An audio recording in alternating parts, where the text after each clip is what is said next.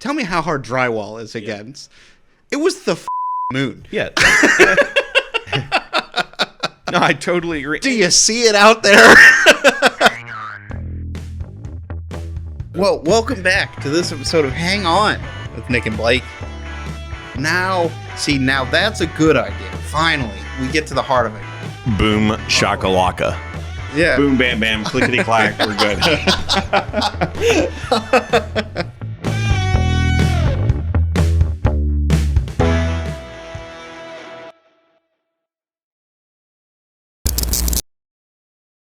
If a company gave you $5 million Mm-hmm. and then said you got to work for this company for the rest of your life, but like your hours are flexible, just you got to put in the time. Yeah. What am I doing? I don't know.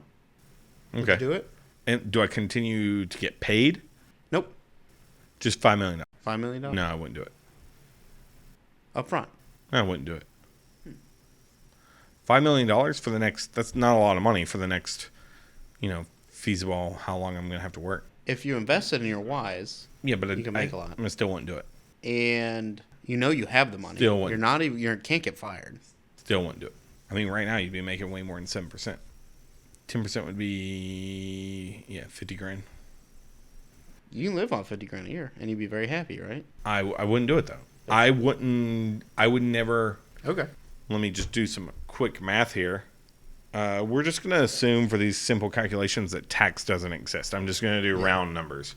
So let's just say I average $100,000 every year I work for my life, which is like 35 to 65. that's reasonable. Yeah, so 30 years. How much would you need to I'm make? going to say 40 because so 40 times 100. I really could have done that in my head, but that's $4 million. So right around. But that's assuming that I only work till I'm 65 and that I never make more than $100,000. Mm-hmm. Also, that doesn't assume for inflation over that 40 years. Yeah, that would be one of the biggest things with just taking the lump sum of $5 million. So if you won the lottery, would you take the pay? It depends on how big the lottery is. Okay. If the lottery is anything, I pretty much, no matter what the lottery was, would just take the lump sum. Gotcha. Because you can do one. I think they've mathematically proven that it's better for you to take the lump sum because then you can go and invest it and make more money than you can with taking the annuity. Right. Secondly, having that lump sum allows you to do certain things that having the annuity wouldn't do. Like if I won the lottery, I would just pay for everything. I would buy the house that I wanted to live in, pay it cash. So you end up so someone who's only getting $100,000 a year has to pay PMI and interest on that. So now you've made that money. Yeah. So that $5 million payout is actually. But $5 million isn't enough to make me want to do something for the rest of my life and not be able to go do something else. Mine is not necessarily the money in that $5 million thing. Mine is I also think $5 million isn't. $5 million isn't enough for me to sign up to do something for the next 30 years. Now, if you were like $50 million, I would strongly consider it. Or even like $15 or $20 million, strongly consider it. But $5 million is roughly what I'm going to make over my... What if there was a company or if it were $5 million and then I still got paid a salary? Yeah. That's a whole different thing. Well, let's say, to make it easy, there's a McDonald's. And there's somebody that takes the orders. There's the line chef. There's the drive-through person. Like all these roles you understand. And McDonald's is going to give you $5 million to work at that McDonald's.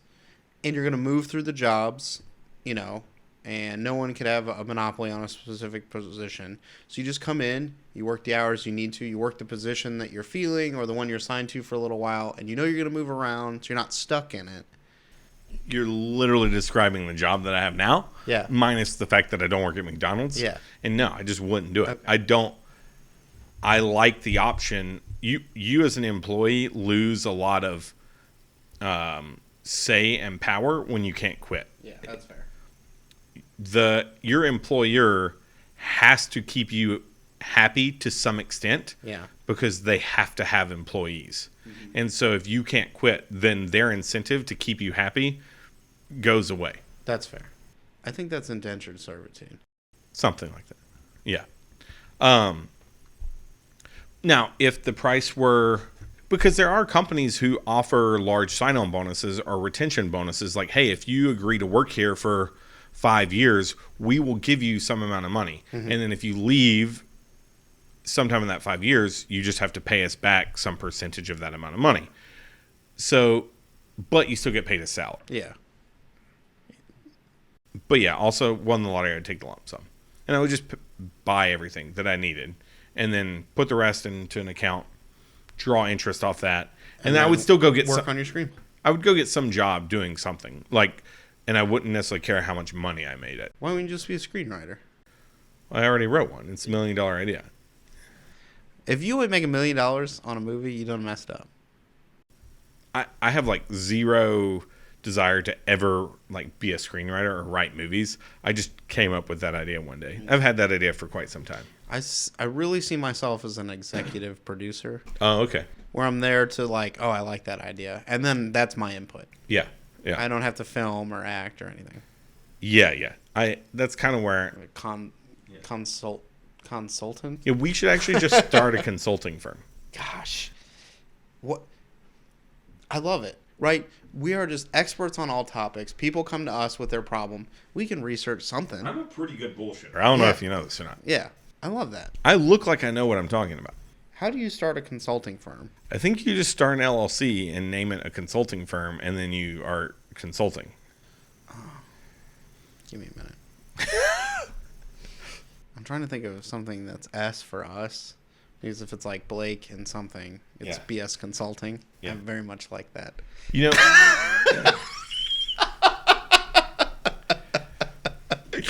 one of the jobs that I find would be very interesting, or like businesses to start to be very interesting, because you basically need like very little capital, I feel like, to start this business, but is like general contractors, because they don't actually do.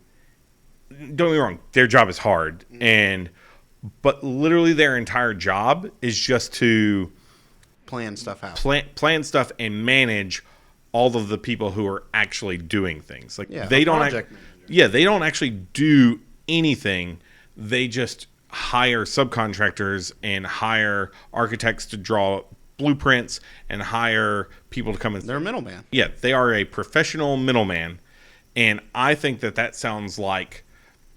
And some general contractors make a lot of money. Yeah. For not really doing anything. Mm-hmm. That sounds like a lot of fun. I would try that. It can't be that hard. I mean, it can't. It's probably that hard. But like it seemed, what people. Okay, so if you were what an some astronaut people call, and you went to the moon, yeah, and someone's like, "Oh, general contracting is actually kind of hard," would you just look at them and say, "Yeah, but I went how to the hard moon, could it be?" Well, that's what it is. Like, also. Yeah, like, no, I'm sorry. Tell me how hard drywall is against. It was the moon. Yeah. No, I totally agree. Do you see it out there? So far away. Literally the farthest and hardest thing in a vacuum. Humans have done. But the drywall, go ahead. Yeah. Yeah, the baseboards. How does that work? Oh, right. Yeah, and the guy didn't show up. Oh my goodness. You had to call a second. You had to call a second guy. You had to reschedule. I landed in the ocean. Also, it's funny to me what some people, like general contractors, literally what they do is ride around in a truck with coffee and a phone and like just make sure people show up to things, which I could be annoying. Trying to get more than 4 adult human beings to show up at one place at one time is basically impossible. Mm-hmm. Especially in our day and age. Thanks, boomers. But for inventing cell phones and stuff that makes it easy for people to flake out at any given time. Before cell phones, you talk to somebody on a landline phone and you said, hey, I'm going to meet you here at 4:45. After you hung up the phone and some reasonable time to get there, you couldn't cancel because you'd already told them you were going to be there at 4:45. Yeah. So no matter what came up, you had to be there at 4:45. So thanks, boomers, for inventing cell phones. Was that good? Yeah, that was good. Okay. I like that. But we'll use that as the pitch. Okay. So you have to, herd cats, if you will. You have to herd cats, if you will. But to me, I think that would be fun. Like that would be exciting. You would know after a little while which ones were more reliable. Yeah. But either way, that would be fun. I could see how some people would be like, there are people who that's like their hell. Like that's their personal hell, is to have to like talk to people and organize things and get people to do things. To me, I have to just like basically work on my own time and call people around and schedule them to come by and do things. Yeah. And then if they don't have a backup plan, and call other people and then figure out which ones I can count on. That doesn't sound like hard work to me. That sounds like It's not hard work if that sort of stress doesn't cause you anxiety. Yeah. You know what I mean? Like, if you can hang up your phone at the end of the day and not worry about anything, that's a great job. But if you're in the middle of the night waking up like, I didn't call those people, and then you can't sleep, that's not the job for you. Yeah. I think it would be the job for me. I think I could flourish at being I think you could generally contract. Yeah. Generally. Yeah. Yeah. Not sub, though. No. Just generally. Yeah. You have to be the prime contractor. Prime, yeah. What would it be? BS contracting. Oh, I love it. Yeah. Blake and Sons. Ooh, yeah. I don't have sons, though, but. Okay. Just adopt a few and then have them work for you. Or just, when I'm trying to get jobs, tell them that they passed away in a horrific car crash. My idea of a job is... Sean did not find that funny. Look, the Ukrainian driver was drunk. Yeah. I once had the #1 show. Yeah, and now I made $2 million off life insurance. Yeah. The life insurance idea is golden. Yeah. That's actually something somebody should look into. Yeah, we should look into that. Yeah. I mean, we would need you would need capital. An executive producer on my TV show and game show. That's a great game show.